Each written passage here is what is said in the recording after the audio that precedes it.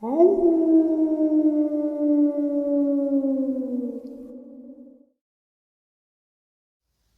greetings and salutations, folks. I hope everyone is still doing well, and welcome to this bonus upload. Guys, we are getting closer to Saturday Nightmares live from upstate New York. That is our live stream, 12 a.m. Eastern Standard Time. I do hope to see you all there. Before we get into this bonus, though, a couple quick links. As many of you may know, we rely on Patreon, PayPal, channel membership, and the merch to help the channel to continue to grow and go. Links to Patreon, PayPal, and channel membership is in the description below. Merch displayed directly under the video. Also, Dogman, Frightening Encounters, Volume 1 through 3, the audiobook versions. They were written and researched by Tom Lyons. Narrated and produced by me, Jeff Nadolny. These audiobooks are available on Audible, Amazon, and iTunes, links to which are also in the description as well. And finally, last but definitely not least, if you'd really like to help support the channel to continue to grow and go, simply subscribe. It does not cost a cent. Click the like button, takes half a second. If you don't want to miss out on any of the informative uploads that I put out daily, click the bell icon, and folks, please leave a comment and share the video. Why? Well, because all these things really do help the channel to continue to grow and go. They definitely do matter, and I definitely do appreciate them. And with that, I have taken far too much of your time. Let's jump in to today's bonus, shall we? The battle at Dulce to stop an alien breeding program. Earth Defense Headquarters, Technical Brief, Captain Mark Richards.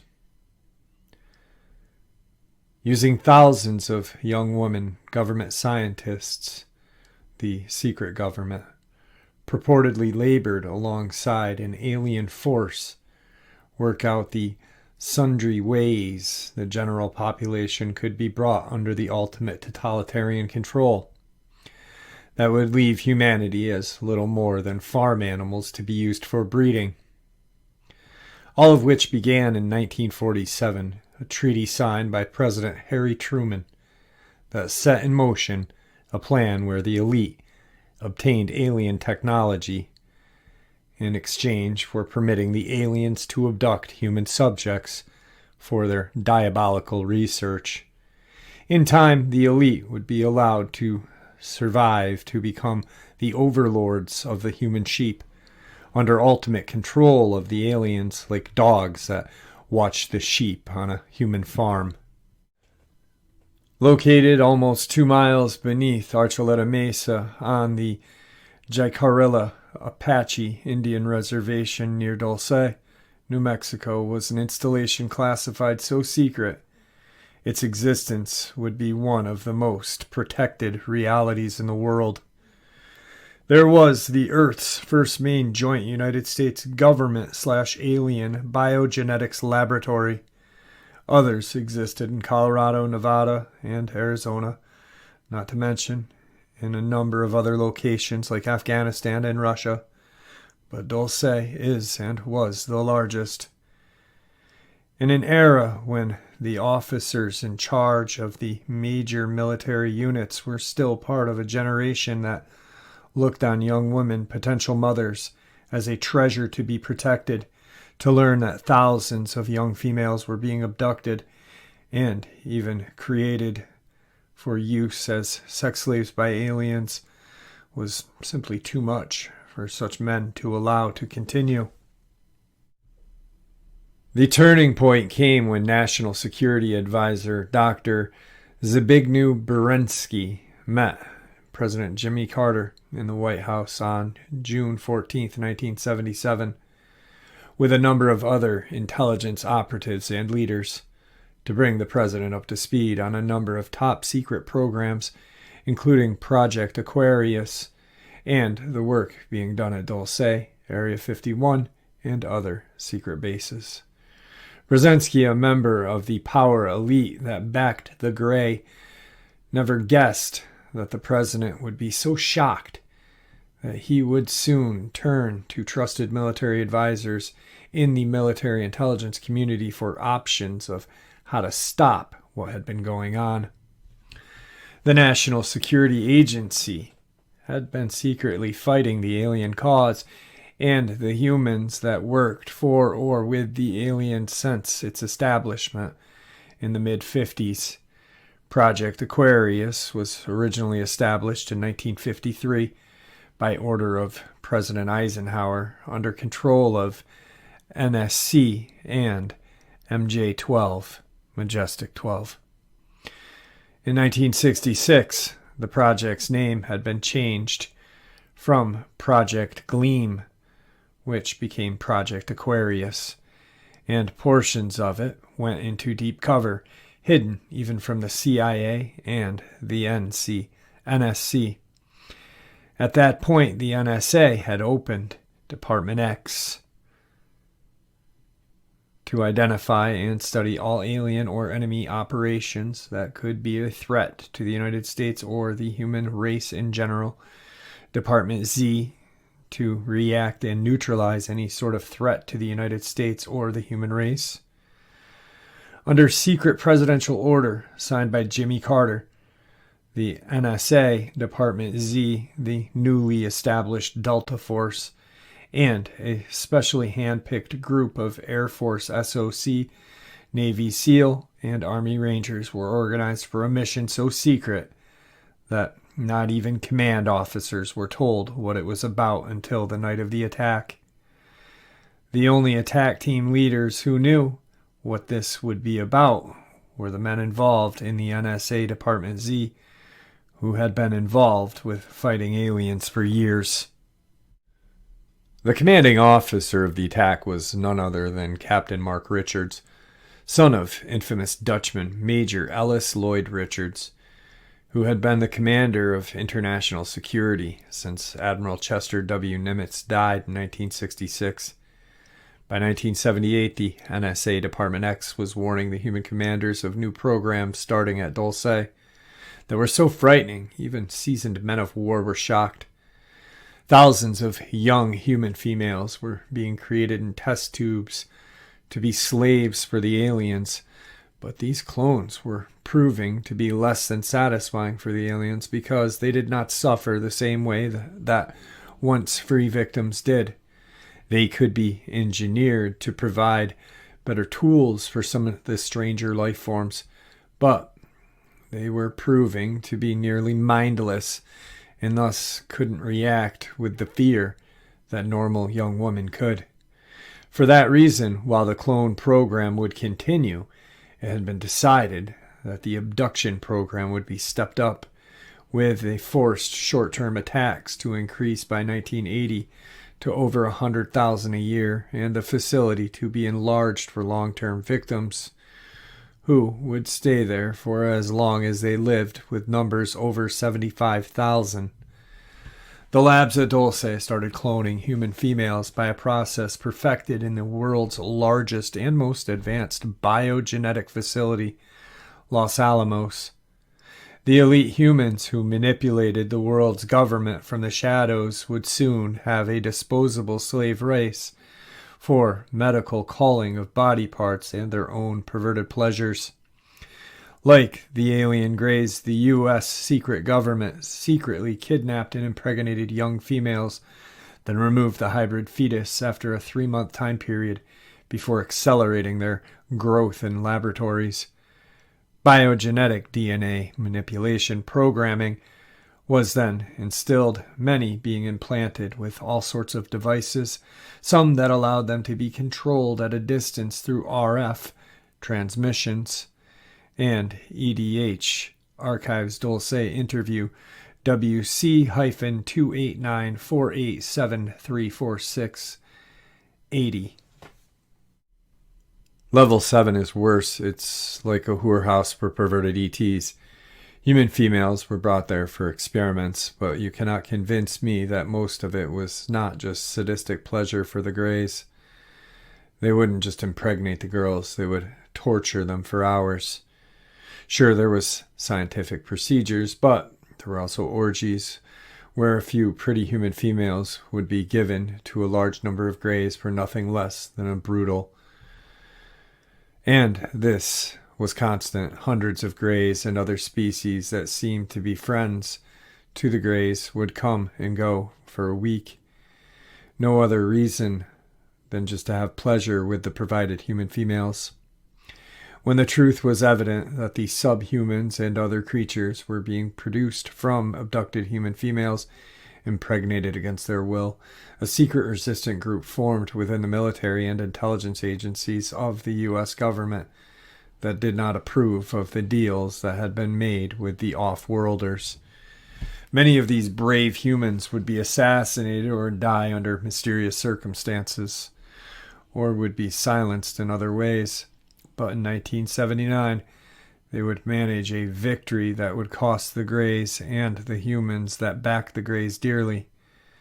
The Air Force intelligence officer that reportedly was the man who met with the aliens at Holman Air Force Base in 1964 was the legendary Dutchman Ellis Lloyd Richards Jr., the same man who would reportedly order the attack on Dulce in 1979, and whose son, Captain Mark Richards, would lead the attack on the facility. The Richards name come up time to time again when one looks into any of the mentioned top-secret projects that military intelligence or the eyes-only top-secret agencies known as international security were involved in from World War II through the Cold War years.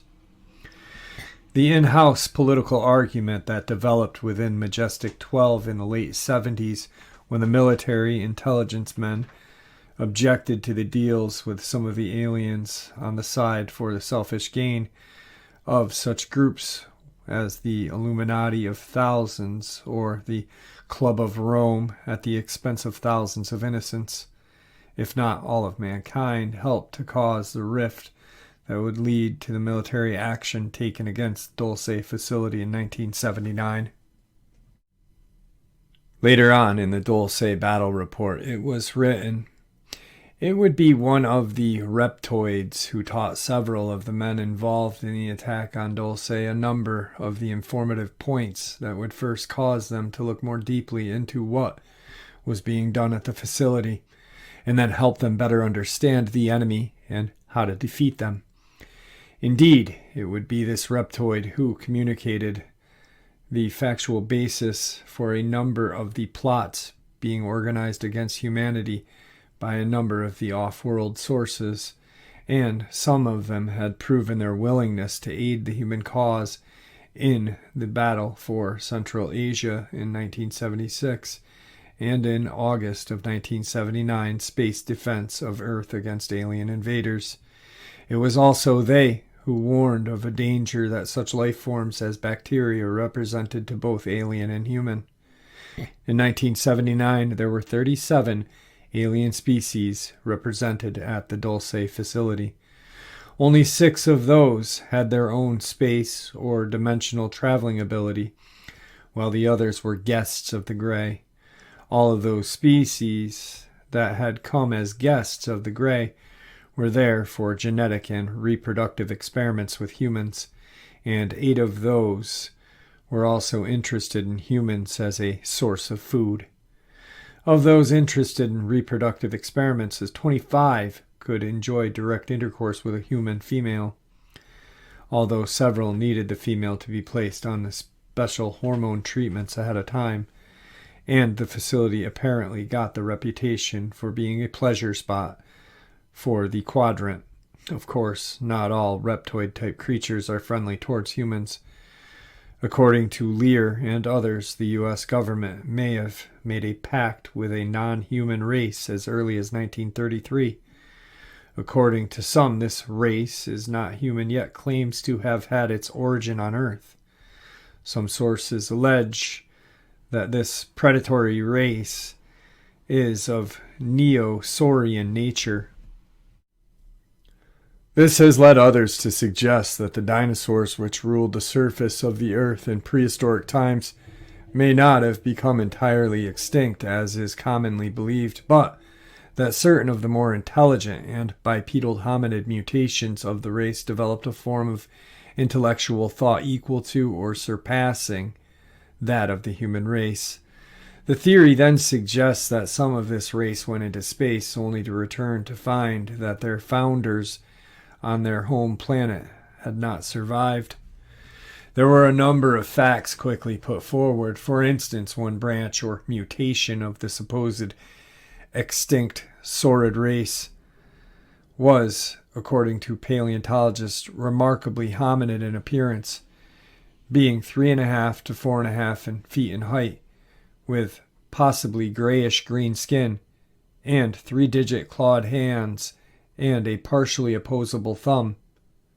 The opposable thumb and intellectual capacity are the only thing preventing members of the animal kingdom from challenging the human race as the master of planet Earth. For instance, the ape kingdom possesses opposable thumbs, yet it does not possess the intellectual capacity to use them as humans do. The dolphins possess intellect nearing that of a human, but does not possess opposable thumbs or even limbs necessary to build. The cranial capacity of the Stenochrysaurus was nearly twice the size of that of a human being, indicating a large and possibly advanced, though not necessarily benevolent, intellect. According to researchers such as Brad Steger, Val Valerin, Tal Valesk, and others, this may actually be the same type of entity or entities commonly described in UFO encounters, as well as same type of creatures depicted in early 1992 in the nationally viewed CBS presentation Intruders. According to Lear, the government may have established a treaty with this reptilian race, which they later learned, to their horror, was extremely malevolent in nature, and were merely using the treaties as a means to buy time while they methodically established certain controls upon the human race, with the ultimate goal of an absolute domination. The fact that a base like Dulce might house dozens of types and races of ETs would never be admitted by most humans, and would be reduced to the stuff of legends if ever turned over to the general public. The years of work to cover up the alien treaty had worked very well by 1979, and normal people would not admit seeing an alien for fear of being called crazy. The types and races that Dulce at the time of the attack were still in question, and many races have not wanted to admit they're taking part in what took place in 1979. Many victims find their abductors to be nothing less than brutal beasts. The casebooks of researchers are filled with incidences in which malice and hostility play a significant role in the abduction. Unfortunately, most of the victims who suffer these more vile attacks do not get the chance to make any report to any human authority about the event, as they vanish and become another statistic in the growing number of missing persons across the country. In the early 70s, the number of these missing people, most of all young white women, were going up, while the abductions of humans by superhuman forces of varying descriptions appeared to obey the same mechanicalism worldwide. It was clear the young white women were the most frequent victims, and that there was little support for abductees should they survive. In the more controlled environment of Dulce, researchers had no disclosure problems concerning stem cell and cloning research.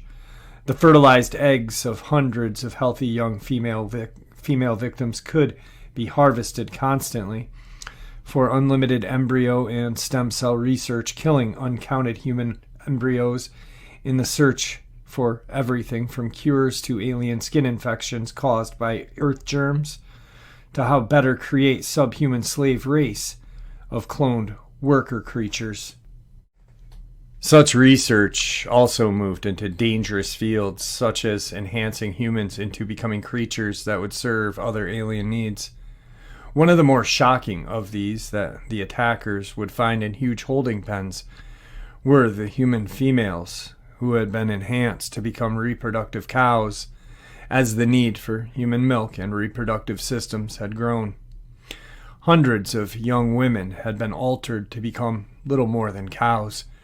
Free will is always dangerous to a fascist society or a police state. Free will is what allowed a group of men to take the moral high ground and attack the Dulce facility. The attack plan, centering on crippling the main generator, then doing as much damage as possible while freeing as many victims as possible, started to take shape in the fall of '79 after the August space battle between forces of the United States Air Force Space Command and an alien invasion force, with none other than Brigadier General Holt brought into the head organization that would be formed for the invasion of the Dulce battle.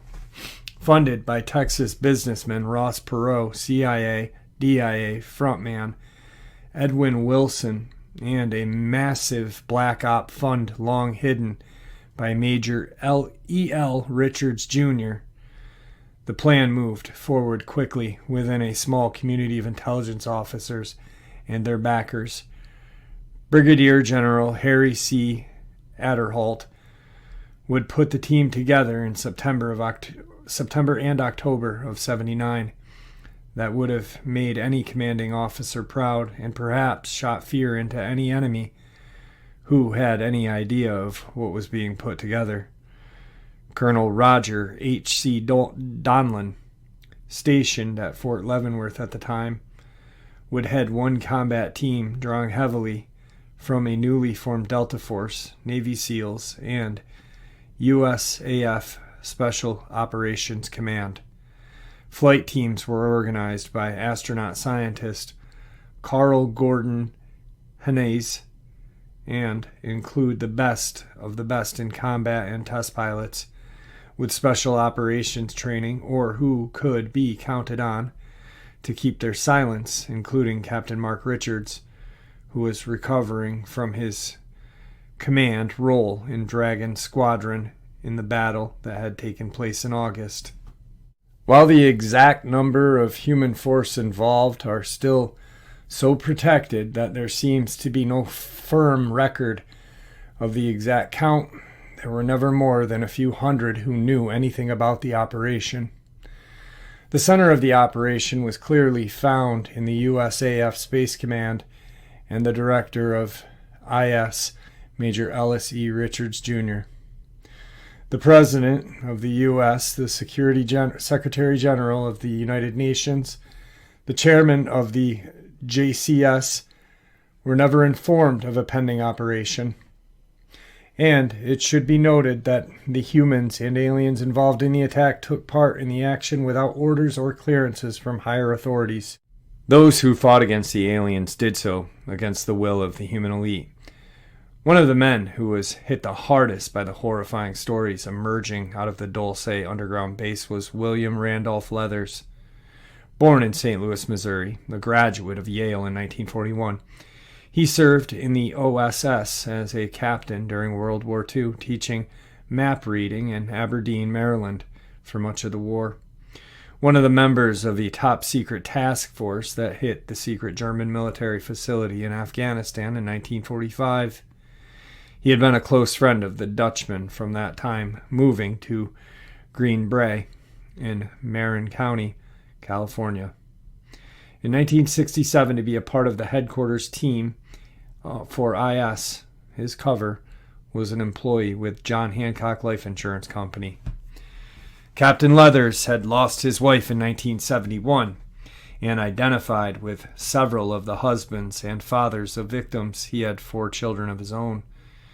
For his own reasons, Captain Leathers died October 22, 2001 at the age of 83. It would be Leathers who worked with NRO satellite photos, U-2 and SR-71 photos, the military maps of the area until all of the major portals to the Dulce complex were spotted and marked. He would lead one of the assault teams himself. Having turned 60 in 1978, Captain Leathers would be the oldest member of the assault team to take an active role in the attack. Most of the troops would come from three sources: the Delta Force, U.S. Air Force SOC, the NSA Department Z. The U.S. Army's 1st Special Force Operation Detachment, Delta, would be one of the two of the U.S. government's principal unit tasked for counterterrorism operations outside of the U.S., the other being Naval Special Warfare Development Group, better known as SEAL Team 6. Delta Force was created by the United States Army Colonel Charles Beckwith in 1977, November 19th, in direct response to numerous well-publicized terrorist incidents that occurred in the 70s. From the beginnings, Delta was heavily influenced by the British SAS, a philosophical result of Colonel Beckwith's year-long 62-63 exchange tour with that unit. The Delta Force at Bragg was already considered the best special operations training facility in the world. After the assault on Dulce, the CQB indoor training range would be given the ominous nickname House of Horrors in memory of what could not be remembered. Most important, the Delta Force had their own fleet of helicopters, an aviation platoon, painted in civilian colors and fake registration numbers. The helicopters could deploy with Delta operators and mount gun pods to provide air support as well as transportation, while not being easy to spot as military units from the ground. It was decided that these air units, after delivering Delta operators to several locations for forced entry into the facility, would come in with NSA Z team as air support in the assault on a main landing port. The Air Force Special Operations Command would be in charge of taking and holding the main landing port.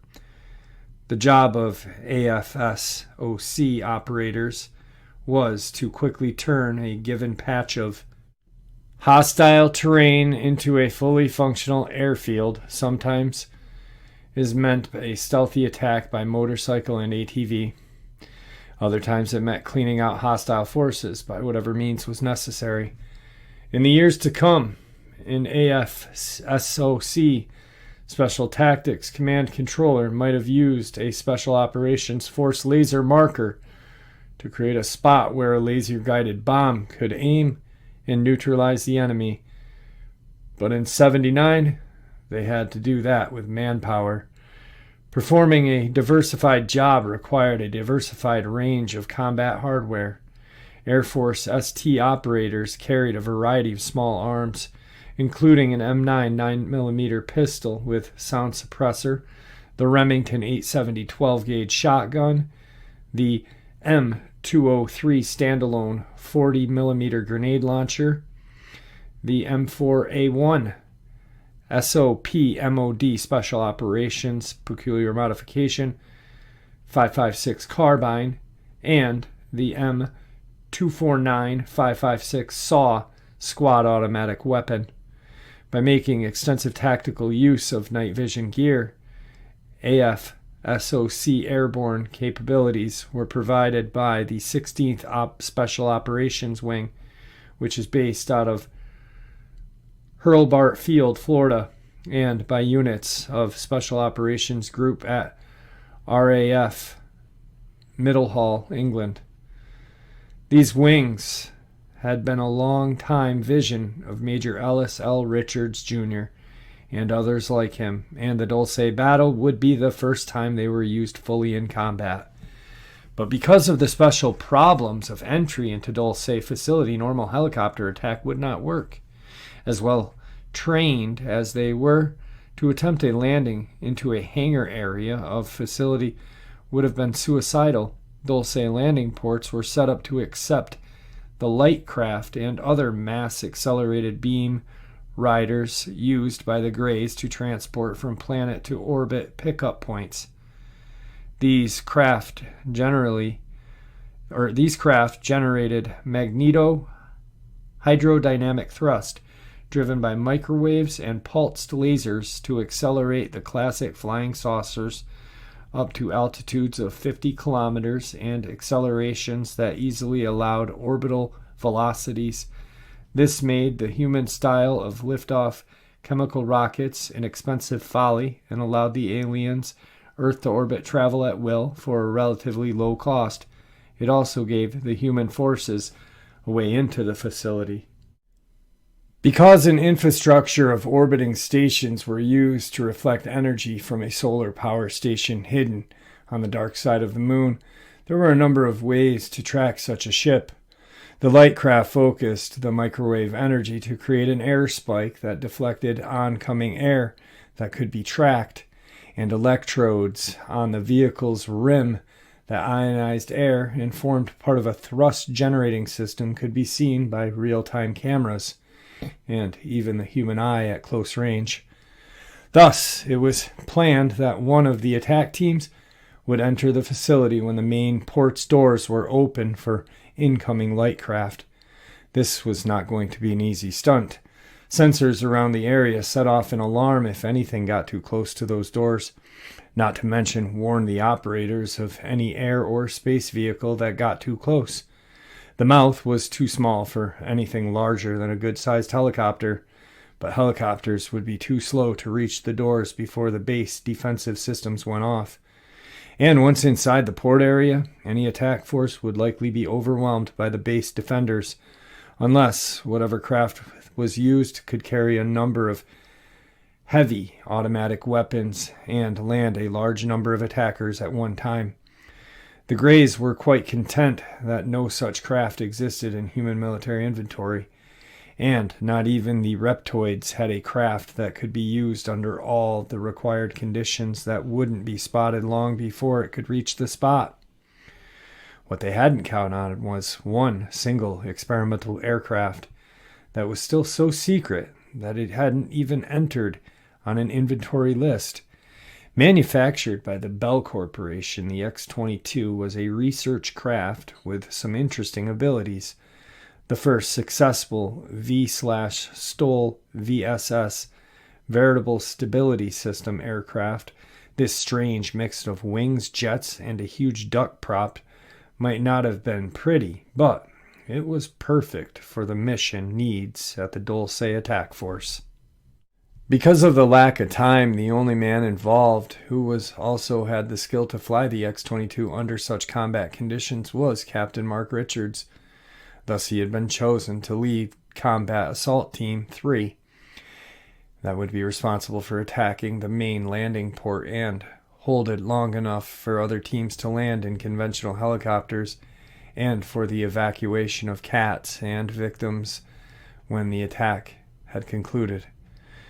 According to records, Captain Richards had no more than 12 hours flying the X-22 before he took it into combat.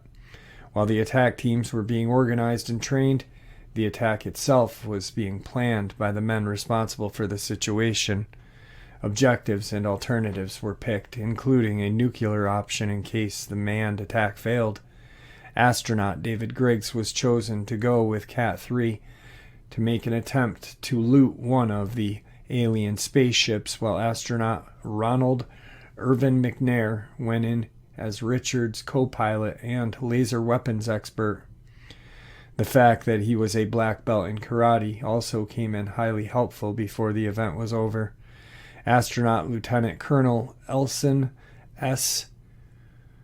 Onizuka, U.S. Air Force, and Colonel Stuart Allen Rosa, U.S. Air Force, also went in as members of Cat 3 to gather info and hopefully escape with alien ship or equipment. With Colonel Russo, commander of Material Acquisition Team, MAT, none of their efforts could be of value, of course, unless the attack plan worked. To make sure of a success, the full information gathering ability of several top-secret departments within the NSA was turned loose on Dulce. Facts were gathered from sources far and wide, including everything from sightings lists in newspapers to interviews with people who had helped build the facility.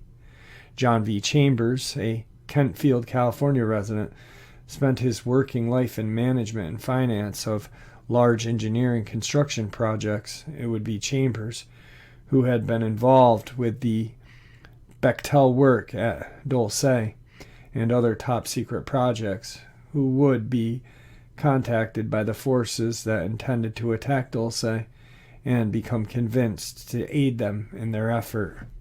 It would be Mr. Chambers who would mention a number of weak points in the Dulce systems that would allow the attack to have much better chance of success. It was Chambers who pointed out major weak points for aliens. It seemed that the aliens had reason to worry about a number of germs found outside the facility, and that some of the alien species were highly vulnerable to a number of human past diseases. The germs and bacteria that are everywhere on the planet that humans and other mammals have, for the most part, developed ways to cope with, can offer great threat to aliens and their life forms. Earth dust or bacteria blowing on winds can be deadly to a life form that has no resistance to such things.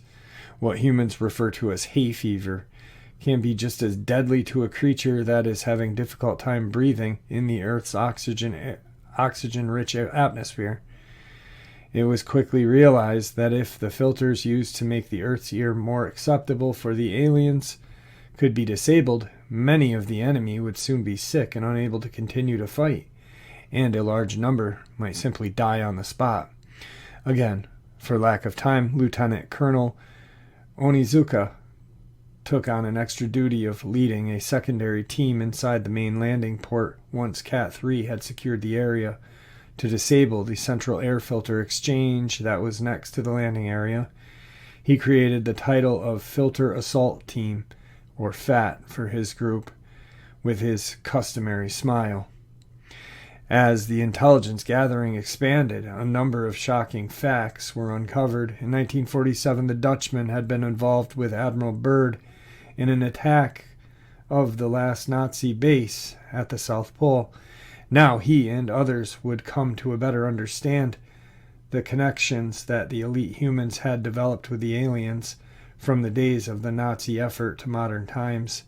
This included help the aliens to build secret bases all over the Earth, including the base at the South Pole and the facility at Dulce, aiding in the abduction of young women for alien research and pleasure needs, and the addition of more pollution to the planet's atmosphere to bring on global warming to make the Earth more friendly to the alien life forms.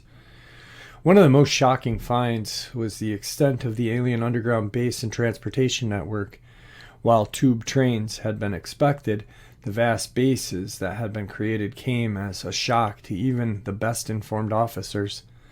The reason such bases became more important now was that the human forces had to quickly find out where every base was that might react to an attack on Dulce, and how long it would take before they would send for rescue forces. Another question was, how would they react in general? Might they attack humanity in some more deadly fashion than simply abducting a few thousand females a year? In the end, it became clear that because of divisions in alien intentions, there was little organization between groups, like a number of competing colleges at the ruin. For the most part, they were only interested in their own little outpost and research. As for the rank-and-file men who took part in the mission, most of the names will be avoided to protect those men who are still alive. As of 2001, there aren't many still alive, and those who are still involved in military operatives in one service or another.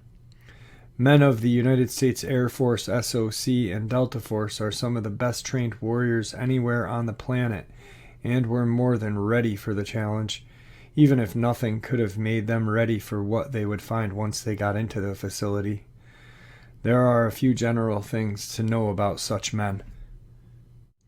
If one's self-esteem was fragile and required constant positive reinforcement, then a career in any of the organizations was definitely not for that person.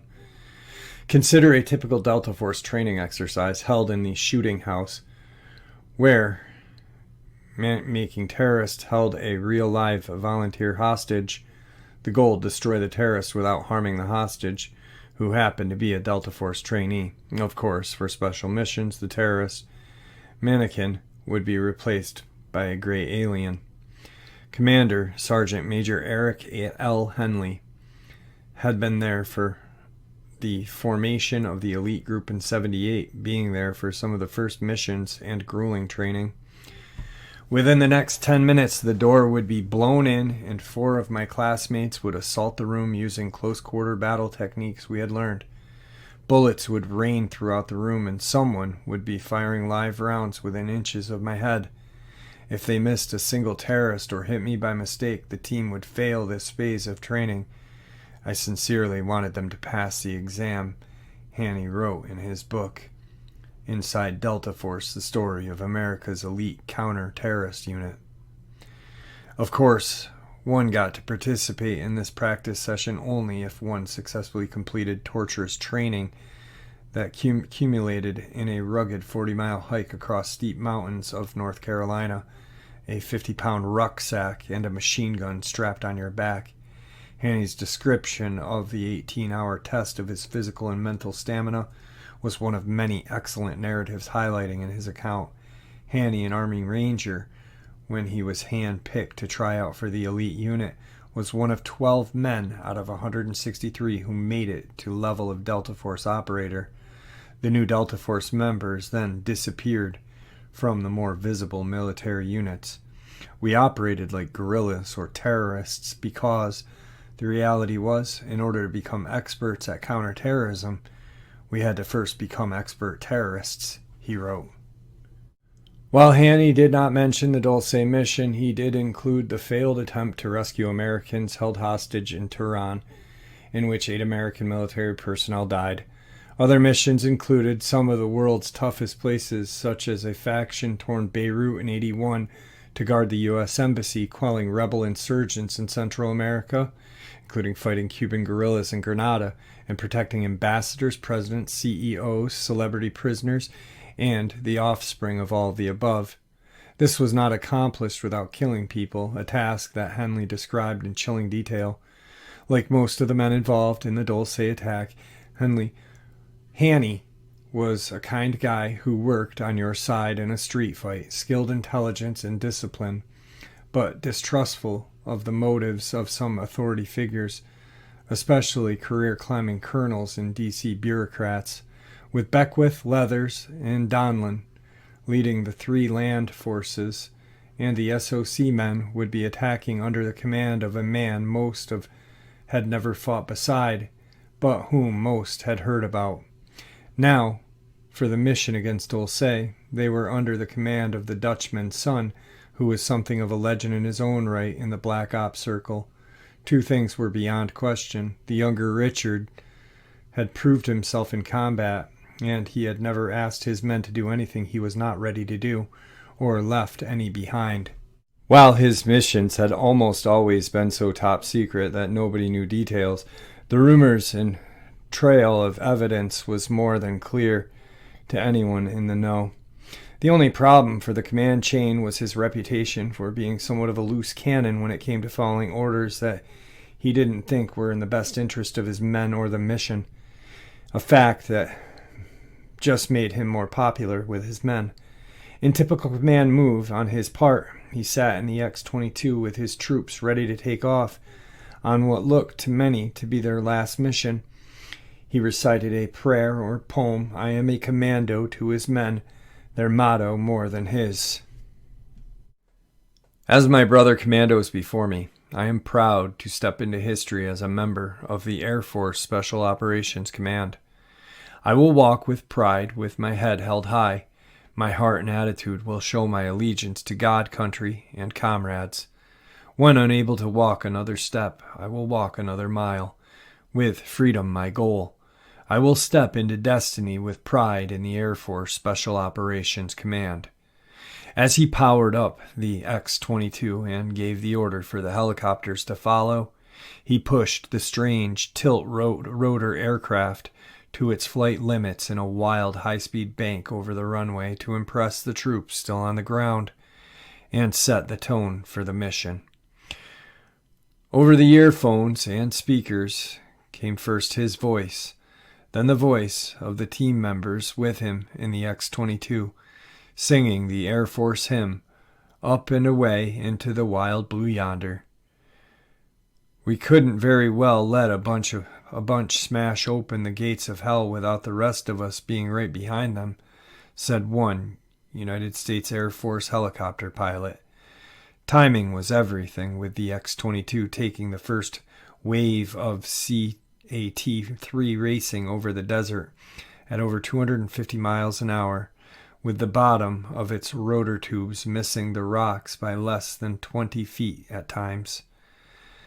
They had to hit the main landing port as an expected ship landed. As Cat 1 and Cat 2 came in to the cargo tube trains several levels underground, Cat 4 was going to hit with SEAL team coming through the water intake as the main group hit a small support hatch and would allow them to open another hatch to allow the SEAL team in. Everything, however, revolved around the success of Cat 3's attack in the main landing port, as they had to remove the main security control room and the Sonics weaponry system that were controlled from there. The X-22 came in as planned, racing over the Badlands at over 200 miles an hour, while less than 20 feet off the sand.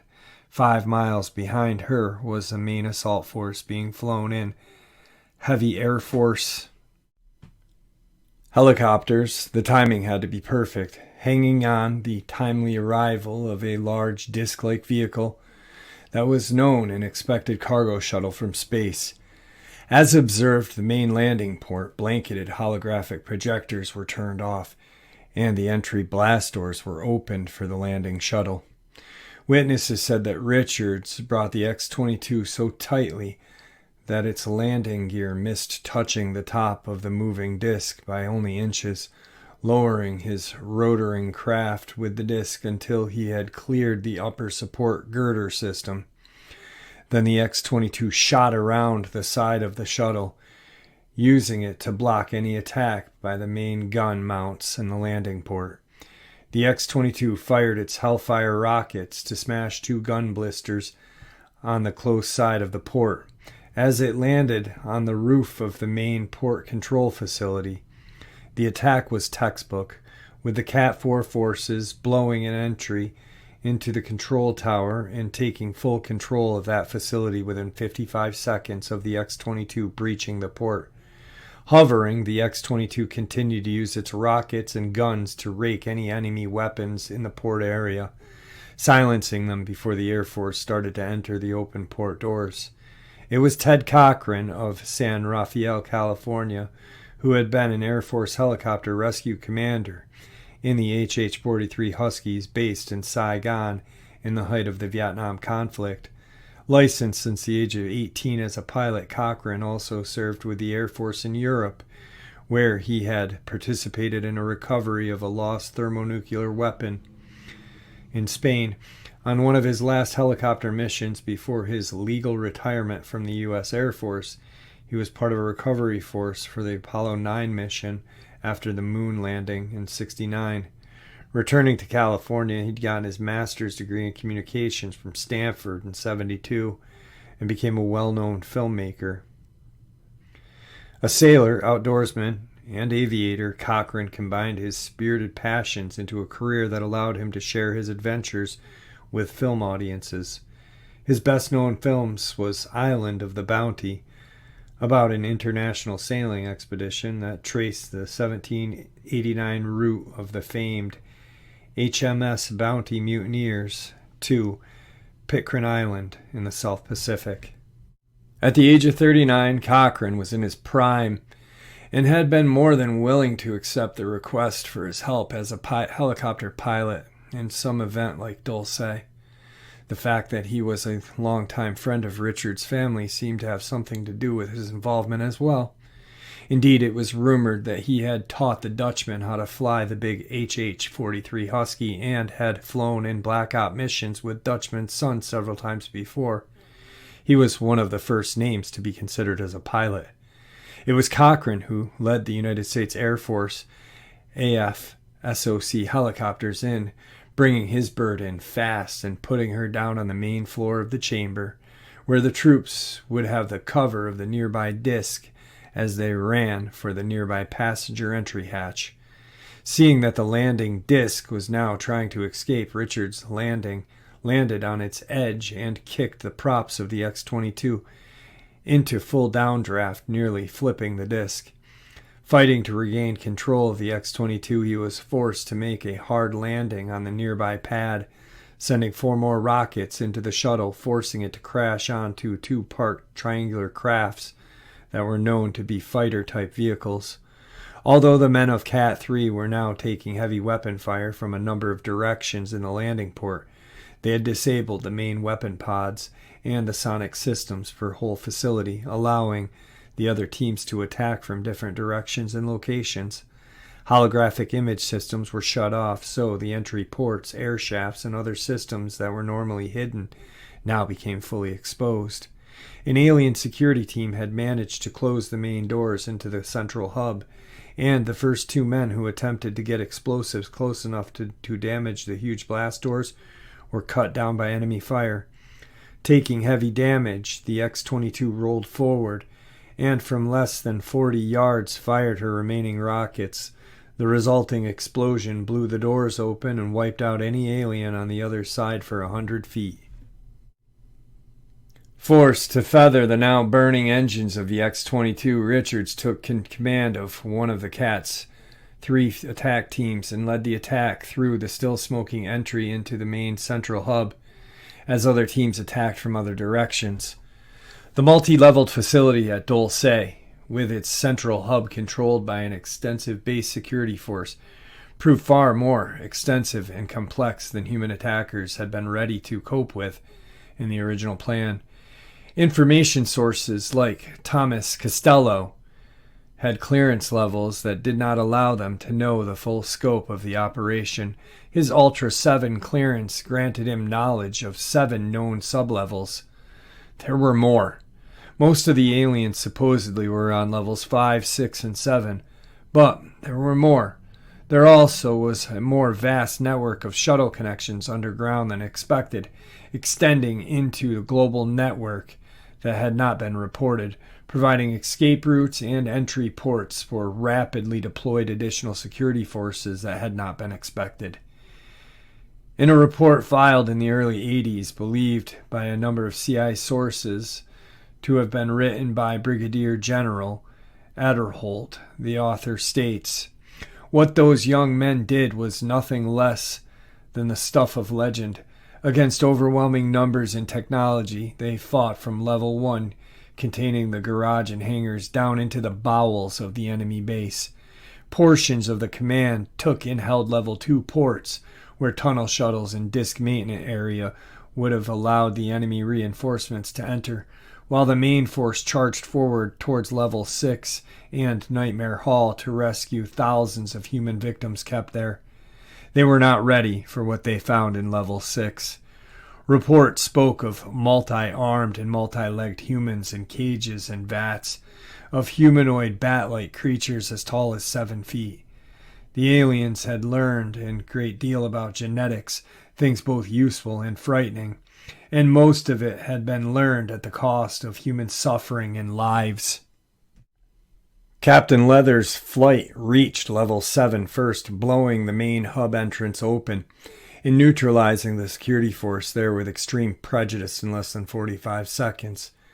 On entering the security station, they realized the extent of the facility for the first time, finding systems for watching and controlling over 30,000 captives on that one level alone, and the control and security systems for moving captives to testing facilities and pleasure centers in over 62 different locations, where another 4,600 captives were currently held. Captain Leather's report to IS would mention the moment. I looked out over a holographic image of scenes of horror that were impossible to express in words, and a zoo of human beings in various states of health and mental condition. Seeing images of young women being tortured at that very moment, all I could think of were my own daughters for several moments. Then I collected my wits and gave the order to move forward and release as many victims as we could. While the original mission plan had called for teams to attack, smash as much enemy facility as we could, and withdraw in less than a half an hour. The introduction to so many human victims added a new dimension to the problems at hand. While none of the officers in charge will admit to who made the order, recorded radio communications and eyewitness reports seem to suggest that Alderhoff allowed the young Richards to change the mission demands as the number of salvable victims became more apparent. Captain Leather's IS report reads, "It wasn't like we had choices. We couldn't leave those poor girls behind alive. We knew that any that we didn't evacuate, we were going to have to terminate. The only problem was simply numbers. Thousands of aliens trying to kill us, thousands of human females screaming for help, thousands more so far gone that we knew we would have to leave them behind. Thousands of enemy troops started to arrive on subway trains. We just weren't set up for the mass evacuation. The sub-tube back to New York and one to Mexico seemed to still be open, so we started loading girls into the tube trains and shooting them off as soon as we knew our forces were in control of the stations on the other end. We blew 2 air shafts wide open so a couple squads could get the girls out that way into fresh air, where hopefully our people could pick them up. Cat 4 took a real beating as they fought to keep alien reinforcements from entering the main subtube station. There is no doubt in my mind that we stayed in that facility too long, but at the time it was very hard to leave those poor young women behind. We knew that everyone who failed to send out in the front of you was going to die, and soon. Exactly 1 hour after X-22 had first attacked the main port entry, Alderholt ordered a full recall. David Griggs and R.E. McNair had by then managed to get 2 alien craft airborne, 1 disc craft and 1 of the most highly advanced triangular fighting craft, and were running for Area 51. Rosa's men also had managed to get a huge disc-like shuttle moving, in which over 3,600 human females had been loaded and were now being taken to a safe base. The human attack teams were now withdrawing behind the walls of smoke and set explosions. One of the frightening bits of equipment that the map men had found had been forced to leave behind. It was a type of cell electrostatic disruption, or SED device, a weapon that could be set to disrupt the cells of a living creature at a subatomic level, thus killing everything living in the area while not doing much harm to any structures or equipment. To make sure there would be no survivors left in the facility, that device was set by the MAT technicians to go off shortly after a full withdrawal of the attack teams. Lieutenant Colonel E.S. Unzuka, who led Filter Attack Team, managed to repair the X-22's battle damage before taking command of a captured alien triangular fighting craft. As the wounded Richards fought a running retreat with the last of the rescued females and the survivors of Cat 4 and Cat 3, Unzuka provided cover fire from an alien fighter craft. This gave Richards time to reach and restart X-22, as Colonel Donlin loaded the last victim, as he had 2 of his men fought off attacking alien shock troops, nearly overwhelmed the human fighters in the X-22, would have likely not made it out into the air if, at that moment, several battlecraft hadn't darted into the port facility and started to lay down a brutal fire pattern against other aliens. While one can only guess at the reasons for this sudden aid, it has long been reported that the Dutchman and his son had highly questionable off-world contacts. From eyewitness accounts of battlecraft, one had the symbols of its wings of what human experts in the field suggest mark the craft as belonging to something like a prince of a royal house. Whatever the case, the reptile battlecraft fought on the side of the humans. Indeed, 2 of their craft were lost in the battle and gave the X-22 and Unazuka's fighter craft, the last 2 helicopters, a chance to escape. 72 minutes and 14 seconds after the attack had started, the X-22 and the reptile battlecraft with princely markings cleared the landing port's blast doors and dashed for safety. Explosions from dozens of set bombs started to blow enemy craft as they took off, and 35 seconds after they cleared the doors, the CED went off, causing every life form, alien and human, left inside that facility to demolecularize at a subatomic level. Only a few in the heavily shielded, lowest sheltered levels survived. The human female survivors were taken to several top-secret military bases, where they were deprogrammed and rehabilitated so that they could be slowly farmed back into society with no memory of what they had suffered. As the mysterious Commander X stated, "From my own intelligence work within the military, I can say with all certainty that one of the main reasons the public has been kept in total darkness about the reality of UFOs and aliens is that the truth of the matter actually exists too close to home to do anything about. How could a spokesman for the Pentagon dare admit that 5,000 to 10,000 feet underground exists an entire world that is foreign to a belief structure we have had for centuries? How could, for example, our fastest bomber be any challenge for those aerial invaders when we can only guess about the routes they take to the surface, eluding radar as they fly so low heading back to their underground lair? The Greys, or the EBEs, have established a fortress spreading out to other parts of the U.S. via means of vast underground tunnel systems that has virtually existed before recorded history. All of the men involved in any attack teams were either mind-wiped or sworn to secrecy on pain of death or terminated. Because the officers in charge were seen as heroes by many of the political right wing that took control of Washington in '81, most were protected by the changing political elite. Many of those who had either openly backed the alien cause or had profited from it in any way or another were forced to pull back from their position for nearly 10 years. Only when George Bush Sr. became president were the aliens able to return, and then only in a much smaller number. The Battle of Dulce ended the alien hope for using Earth as a breeding tank for subspecies for their takeover of the planet at any time in the near future, while the Greys restarted the breeding program in '93, and some of the lower levels of Dulce facility were reopened in '98. The numbers are in the tens of hundreds rather than thousands.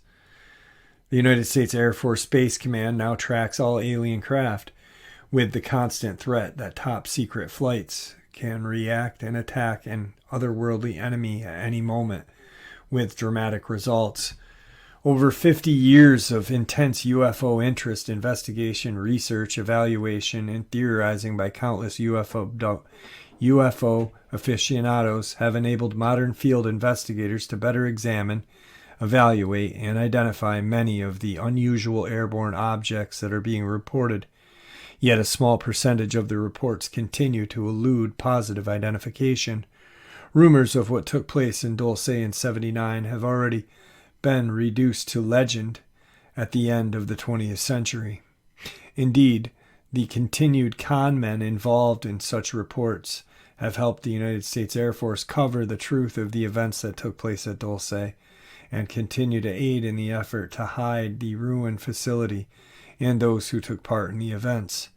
Men like intelligence officer William Cooper, who have become too loose with their knowledge of the truth, can be discredited in a number of ways or terminated if they become too great of a threat, which he was.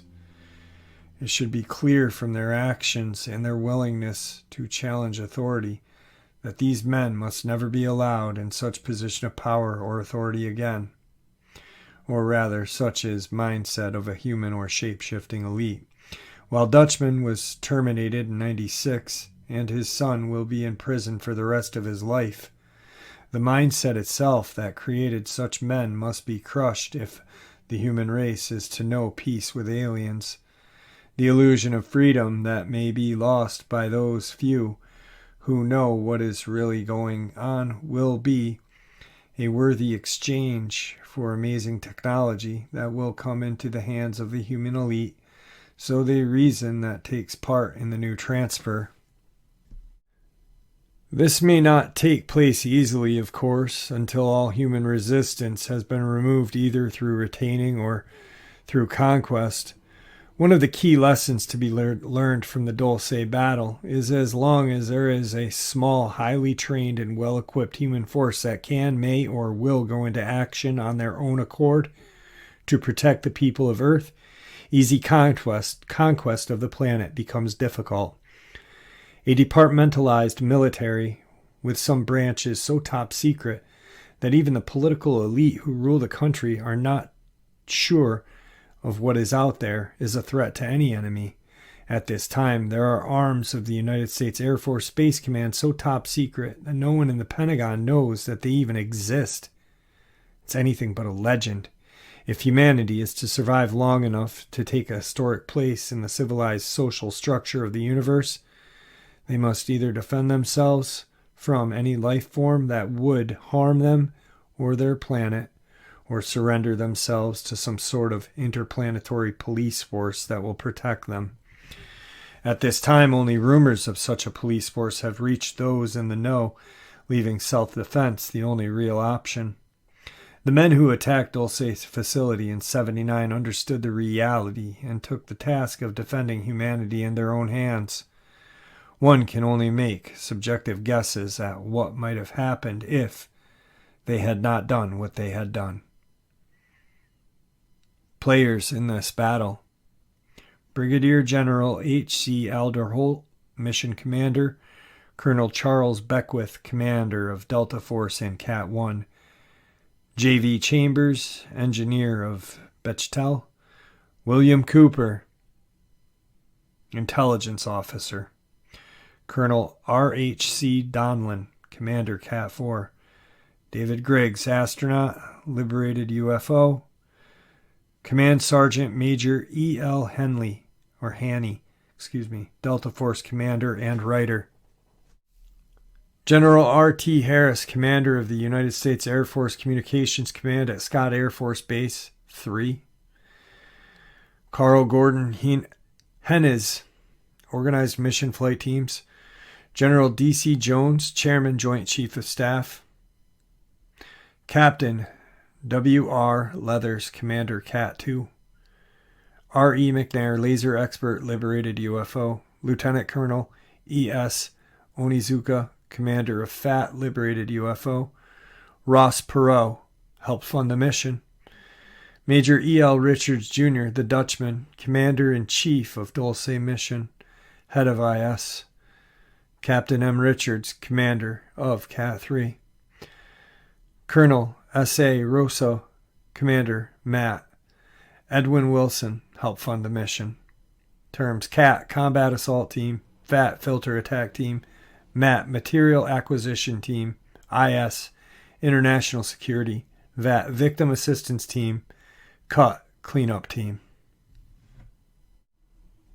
Here's a couple of things that I want people to think about that doubt this happened. Okay? Why do we have Space Force? That's just really, honestly, why do we have Space Force if there is nothing to be afraid of out in outer space? Elon Musk and his boring company create tubes that run from, I think the first one was Vegas. It's kind of interesting, isn't it? What's he up to? Is he on our side or is he on their side? Who knows? He's awful smart. And he seems to change sides very quickly. If you think about it, he was a Democrat. Now he's a Republican. Is that to pull the wool over our eyes, or is that to help humanity? I hope it's to help humanity. But honestly, really, who knows? You really can't trust someone like that, can we? Hopefully we can. But there are so many more just little things that add up to the proof that this really happened. Too many people have died. Think about it. Phil Schneider, dead. Thomas Costello, disappeared or dead. William Cooper, dead.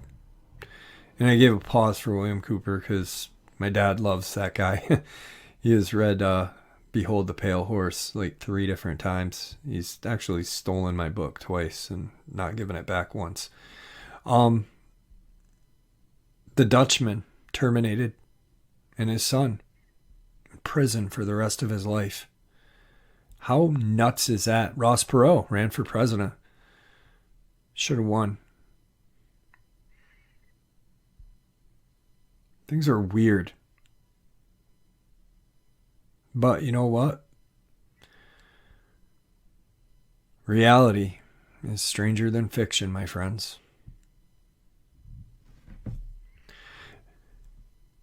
This one is to you, Bob Lee. All right, folks, there you have it. I hope you all enjoyed today's bonus as much as I enjoyed sharing it with you. I'd like to thank you all for supporting the channel. It is, after all, your support that helps this channel to continue to grow and go, and what gives us all a place and a chance to share our experiences and theories judgment-free. Everyone is simply treated with the respect that we deserve. Please stay safe, happy, healthy, and ever vigilant, keeping an eye on our children, pets, family, and our friends. These creatures are real. These events have happened. Share this information with those you love and care about, and it may just help save their lives sometime. Until next time, never stop asking questions, never stop searching for the truth, and God bless you all.